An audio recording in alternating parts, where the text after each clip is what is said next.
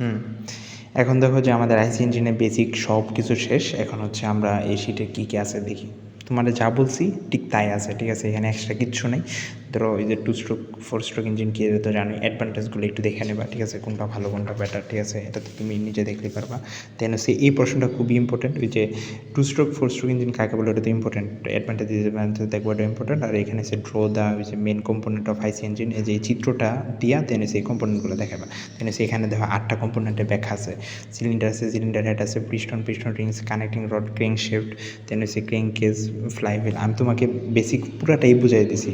ধরো এখন জাস্ট তুমি এগুলো একটু দেখবা, ঠিক আছে? কোনটার কী কাজে এখানে চিহ্নিত করা আছে। তো বেসিক জিনিসটা তো তুমি জানো আসলে কোনটা কী করতেছে।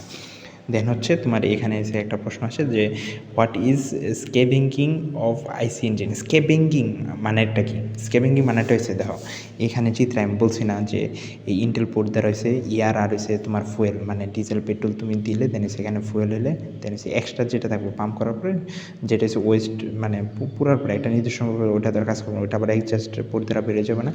এই প্রসেসটা যে ইন্টেল দিয়ে তুমি দিতেছো দেন সেখানে কাজ করার পর ওয়েস্ট যেটা হয়েছে মানে বার্ন ওয়েলটা বা ফুয়েলটা এটা এদিক দিয়ে বের হয়ে যাবে উপর দিয়ে। এই প্রসেসটাই তিনভাবে মানে ঘটে আর কি। এই প্রসেসটা তিনভাবে এই যে চিত্র সহ দেখা যাচ্ছে। এই প্রসেসটাকে হয়েছে যে দেওয়া removing parts from the is known scavenging, মানে সেই প্রসেসটা হচ্ছে যে ইন্টেল পোর্ট দ্বারা প্রবেশ করে দেন এসে এক্সস্ট পোর্ট দ্বারা যে বের হয়ে যায় দেন এস ওয়েস্ট। এই প্রসেসটাকে 3টা চিত্রের মাধ্যমে দেখাইছি। এই ফুল প্রসেসটা হচ্ছে স্কেবিং অফ আইসি ইঞ্জিন। তো এটা পড়লেই তুমি পারবা, ঠিক আছে? তো এটা তো আরেকটা কোয়েশ্চেন।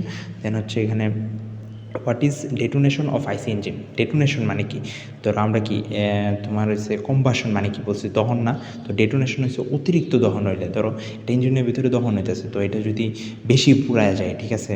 একটা দহন হচ্ছে ইঞ্জিনের ভিতরে মানে একটা নির্দিষ্ট পুড়াইলে তো দেন ওইখান থেকে শক্তি হয়ে পাম্প হয়। তো এটা যদি বেশি পুড়ায় যায় তখন হচ্ছে ওইটার দিকে বিকট শব্দ আসে। তো ইঞ্জিনে ইঞ্জিন বিকল হয়ে যায় বা হচ্ছে পাওয়ারটা নষ্ট হয়ে যায়। আর এই প্রসেসটা হচ্ছে ডেটোনেশন, মানে হচ্ছে অতিরিক্ত দহন হইলে ইঞ্জিনের ভিতর থেকে বিকট শব্দ হয়, তখন আর ওই যে পাম্পটা হয় না। পাম্পটা না হলে তো ইঞ্জিনটা ওই যে পাওয়ার সাপ্লাই দিতে পারে না। তো এই প্রসেসটা হচ্ছে ডেটোনেশন অফ আইসি ইঞ্জিন। তো এটা হচ্ছে ফ্যাক্টর কী কাজ করে, তারপর হচ্ছে অবজেক্ট, এটা হচ্ছে পড়লেই তুমি বুঝবা মেন জিনিসটা। তো বলো দেন হচ্ছে লুব্রিকেশন অফ আইসি ইঞ্জিন জিনিসটা কি? লুব্রিকেশন অফ আইসি ইঞ্জিনটা হচ্ছে লুব্রিক্যান্ট মানে কি? তেল না, মানে লুব্রিক্যান্ট হিসেবে হয়তো তেল। তো তুমি যখন আইসি ইঞ্জিনের ভিতর মানে ওই তেল দিবা, মানে ইঞ্জিনে যখন তেল দিবা তখন হচ্ছে ইঞ্জিন স্মুথলি কাজ করে, ঠিক আছে?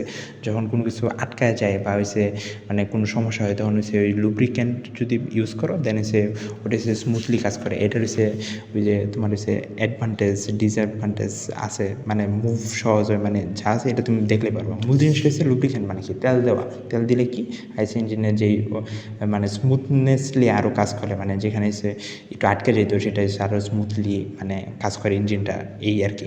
কারণ যেহেতু ইঞ্জিনে পুরাটা ঘোরার উপর নির্ভর না, তো এখানে যদি মানে অনেক সময় জ্যাম লাগে